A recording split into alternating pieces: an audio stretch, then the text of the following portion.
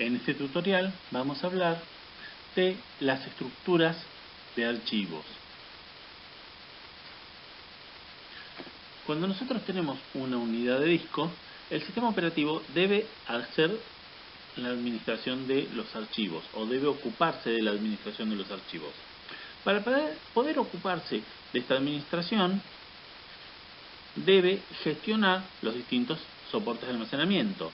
La administración de los archivos se refiere a cómo se pueden organizar o de qué maneras se gestionan y se organizan los distintos archivos para poder hacerlos que estén accesibles cuando se necesitan, que estén lo suficientemente protegidos para poder garantizar su integridad y su privacidad y obviamente su disponibilidad.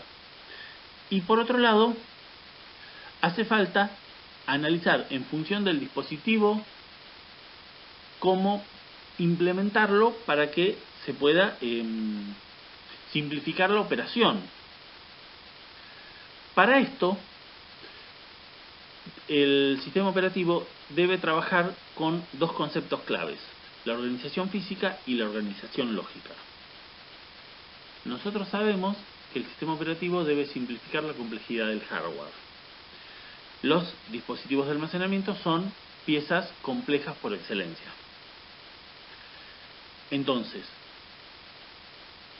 para poder reducirnos esta complejidad, el sistema operativo debe encapsular las distintas tareas que requieren realizar. Y por otro lado, debe generar una vista uniforme, es decir, que todos los dispositivos de almacenamiento se puedan ver de la misma manera. ¿Cómo se realiza esto? Separando la organización física de la organización lógica. La organización lógica es única para todo el sistema operativo. Y la organización física depende del dispositivo que se esté utilizando. Porque sabemos que es normal que en un ordenador haya distintos dispositivos y que todos trabajen sobre el mismo almacenamiento. La organización física se define cómo son almacenados los datos en función de cómo se almacenan físicamente, es decir, cómo están organizados físicamente. Esto depende exclusivamente del dispositivo de almacenamiento físico. Si nosotros tenemos un disco magnético, se almacena de una manera; si tenemos una memoria, se almacena de otra.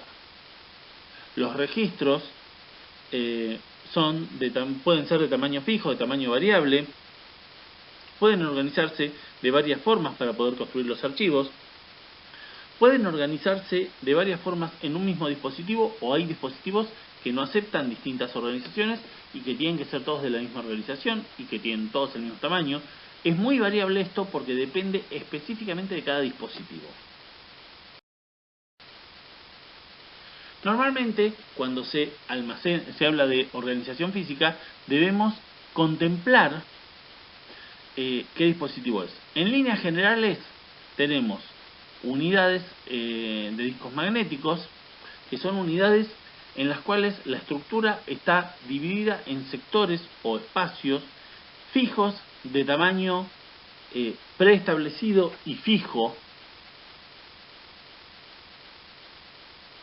Después tenemos unidades ópticas. Normalmente las unidades ópticas tienen tamaño variable, es decir, se puede almacenar de 1 byte hasta lo que sea dentro de su capacidad, y el tamaño se define específicamente para el segmento. Después tenemos memorias electrónicas, en las cuales cada bloque de almacenamiento es 1 byte, 1 bit o una palabra. Y en las unidades de almacenamiento, en las memorias, es normal que se monte toda la estructura lógica en el aire sobre una memoria que es totalmente versátil para poder adaptarse a lo que necesitemos. ¿Para qué? Para poder después trabajarlo como si fuera un disco más.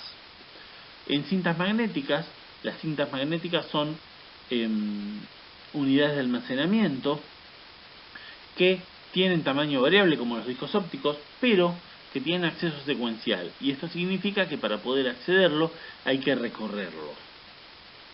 Y después tendríamos otros tipos de dispositivos, como podrían ser algún tipo de tarjetas, no tarjetas memoria SD, sino tarjetas magnéticas o perforadas o con grabaciones láser, que tienen una estructura bastante distinta, y puede haber muchos tipos. Hoy en día no se están utilizando muchos más que estos, pero podrían aparecer próximamente. Y todos estos dispositivos, cada uno con características muy disímiles entre sí, debe formar parte del almacenamiento secundario de un ordenador y poder coexistir con el resto como si fuera uno solo. Organización lógica. La organización lógica de los archivos es el modo en que se presentan los mismos a los distintos usuarios. Cabe aclarar que cuando hablamos de usuarios no estamos hablando solamente de personas físicas. Las aplicaciones que están en un ordenador y requieren acceder o leer a distintos archivos también son usuarios del sistema. El sistema de archivos está relacionado especialmente con la administración del espacio de almacenamiento secundario, pero en algunos casos, como en Unix, podemos tener también acceso a periféricos. En algunos casos de Windows también tenemos acceso a distintos periféricos, pero en Unix es muy normal. De hecho, todos los dispositivos prácticamente están disponibles como archivos y forman parte del sistema de archivos. La mayoría de las computadoras organizan los archivos en jerarquías que son llamadas carpetas, directorios o catálogos, dependiendo del sistema operativo que se utilice. Cada carpeta puede tener un número arbitrario de archivos. Este número no necesariamente es infinito, o podría ser infinito, podría ser el máximo permitido por el espacio del ordenador. Y también puede contener a su vez otras carpetas. Esto nos da una estructura denominada de árbol, en la cual partimos de una raíz o de varias raíces. Normalmente esa raíz es llamada directorio raíz. Dependiendo del sistema operativo puede haber uno o puede haber varios, y dependiendo de la computadora. En Unix tenemos la carpeta raíz, que es una barra directamente, que es un slash, una barra. En Windows, dependiendo de los dispositivos que tengamos, cada unidad tiene su propia carpeta raíz. En la actualidad lo representa, cuando accedemos al equipo, como que el equipo fuera la raíz y dentro de la raíz están las distintas unidades que a su vez tienen su propia raíz. Acá podemos ver un árbol de directorios de un Unix, donde tenemos la carpeta raíz, donde es la base del sistema de archivos, y después tenemos una carpeta user y una carpeta bin que están dentro de el raíz. La carpeta bin a su vez tiene otras 3 carpetas o archivos, y la carpeta user tiene otras 3 carpetas, y a su vez una carpeta de esas tiene otras carpetas, tiene otros archivos. Cada carpeta, directorio o catálogo, dependiendo de la versión o del sistema que estemos utilizando, tiene la posibilidad de contener una determinada cantidad de información, pero el contenido de esa información, el espacio físico que ocupe, normalmente depende del disco rígido, es decir, del disco o de la unidad de almacenamiento, es decir, la capacidad que tenga la computadora para contener información. No es que depende del tamaño que se pueda tener en esa carpeta. FAT es, con diferencia o con bastante diferencia, El sistema de archivos más simple o más básico de los que son compatibles con Windows. Este sistema se caracteriza por tener una tabla de asignación de archivos, File Allocation Table, que es realmente una tabla, como tal, que reside en la parte superior del volumen, es decir, del bloque del disco, y que contiene el encadenado de los distintos archivos. Ya vamos a explicarlo mejor. Este sistema se utiliza desde DOS y, si bien actualmente sigue siendo compatible, normalmente no se utiliza en los discos en los dispositivos de almacenamiento secundario de sistemas, porque hay mejores. Se utiliza normalmente para almacenamientos removibles, almacenamientos intercambiables, porque deben ser compatibles con otras unidades de disco. Y por otro lado también se utiliza porque es muy fácil emularlo desde un sistema. Cuando hablamos de la estructura FAT, podemos diferenciar a grandes rasgos 4 secciones. La primera de las secciones es el boot. El boot lo que tiene es información de cómo arrancar con el disco. Tiene características físicas del disco, características técnicas y características de cómo debe ser leído. La FAT, que es la segunda de las secciones, es la tabla de ubicación de archivos. Esta tabla tiene un número por cada clúster del disco. Ya vamos a explicar lo que es un clúster. Como esta tabla es muy importante, porque si se rompe esta, se pierde toda la información, lo que se hace es almacenar dos. Entonces, tenemos la FAT1 y la FAT2, que contienen exactamente la misma información, pero que si por algún motivo llegase a cortarse la luz, romperse o generarse algún problema cuando se está modificando, nos queda en la FAT la información de respaldo, es decir, que si se rompe una, podemos recuperar la otra. Después tenemos la tabla de directorio de raíz.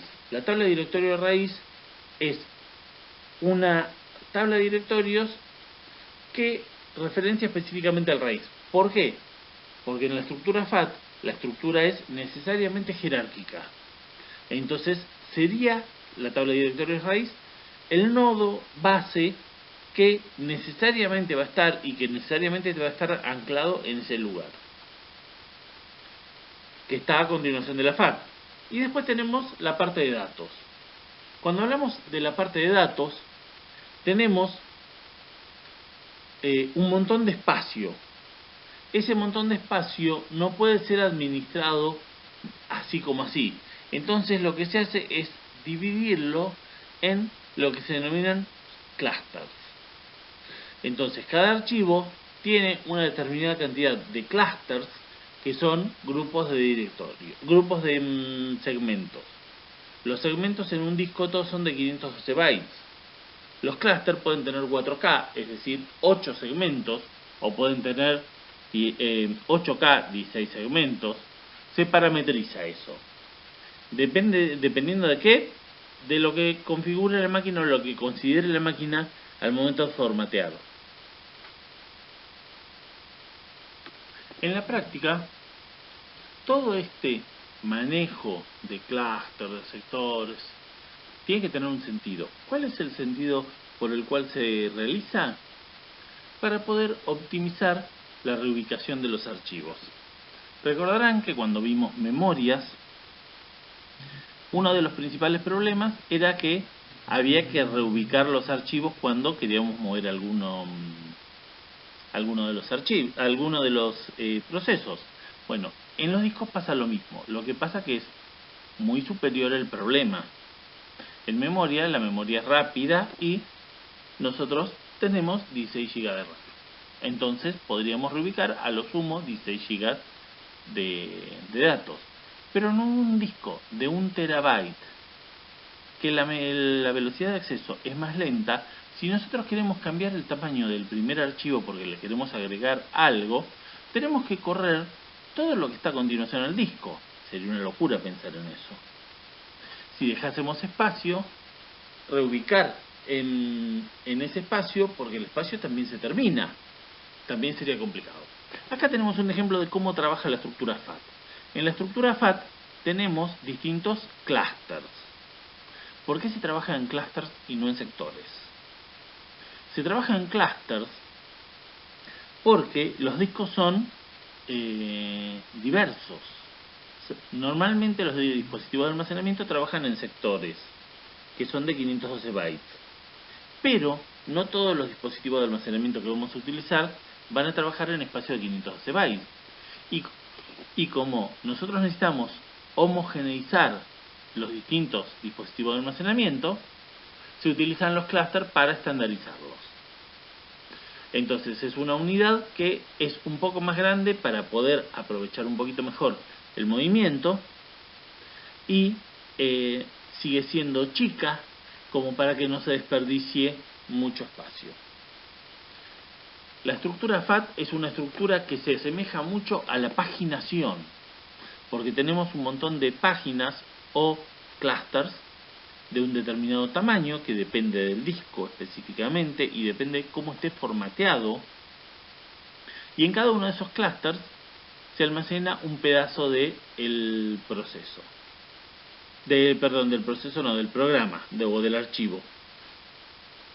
Y el concepto de la FAT es que la FAT contiene en ese sector el lugar donde continúa el archivo. Entonces, nosotros en la tabla de directorios vamos a tener cuál es el primer clúster que contiene el archivo. Para el archivo A, tenemos que empieza en el clúster 4. Cuando leemos el clúster 4, nos fijamos en la FAT y dice que continúa en el 7. Vamos al 7, leemos el 7, nos fijamos, dice que continúa en el 2. Vamos al 2, leemos el 2, continúa en el 10. Del 10 saltamos al 12 y en el 12 nos encontramos con un EOF, es decir, End of File. Y con eso podemos saber que el archivo está terminado. Ahora bien, el archivo B dice que empieza en el 6. Cuando vamos a leer el 6 dice que continúa en el 3. Cuando vamos a leer al 3 dice que continúa en el 14. Y cuando vamos a leer el 14, después que lo leímos, nos encontramos con un end of file. Y eso significa que el 14 es el último clúster del segundo archivo. Fíjense cómo podemos leerlo a través de la estructura FAT. Y por eso es tan importante. Si no tuviésemos esta tabla, no podríamos recuperar un archivo. Y si no podemos recuperar un archivo, mal lo vamos a poder aprovechar utilizándolo. Entonces, la FAT por eso se almacena 2 veces.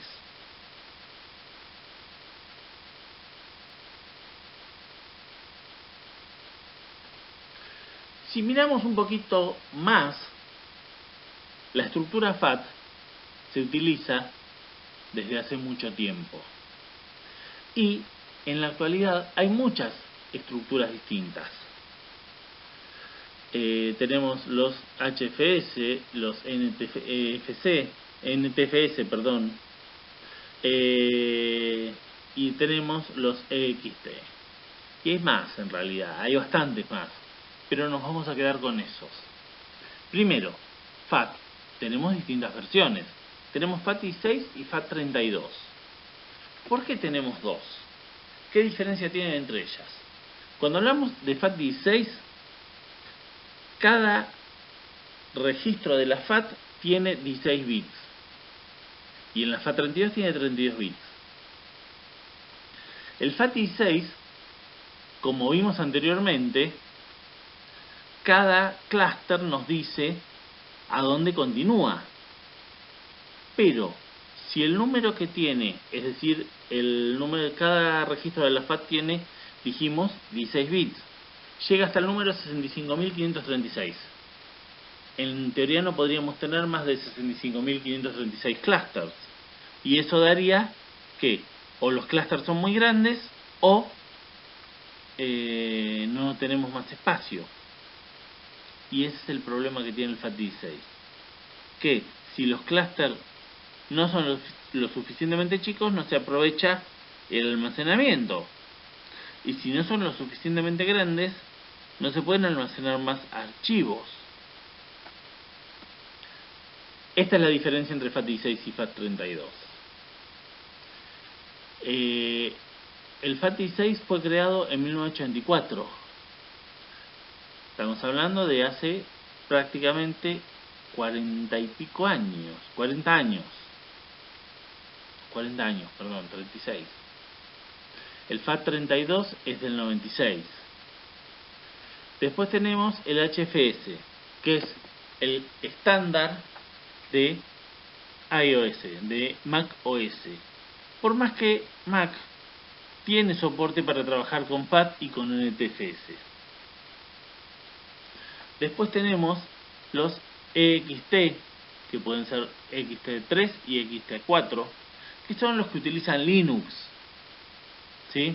El soporte estándar para Linux son estas dos estructuras.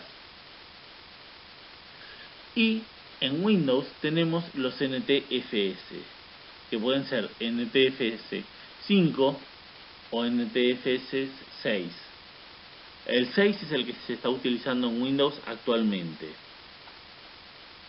Después tenemos un montón de datos, pero esos datos son solo datos, son solo números. ¿Qué es lo importante que deberíamos tener presente? Primero, que el sistema operativo está pensado para un sistema de archivos. Si nosotros en Mac queremos pretender que funcione con FAT32, puede funcionar, pero va a realmente funcionar de manera disfuncional. Es decir, no vamos a poder sacarle el mejor rendimiento. Windows actualmente está pensado para NTFS y Linux está pensado para EXT.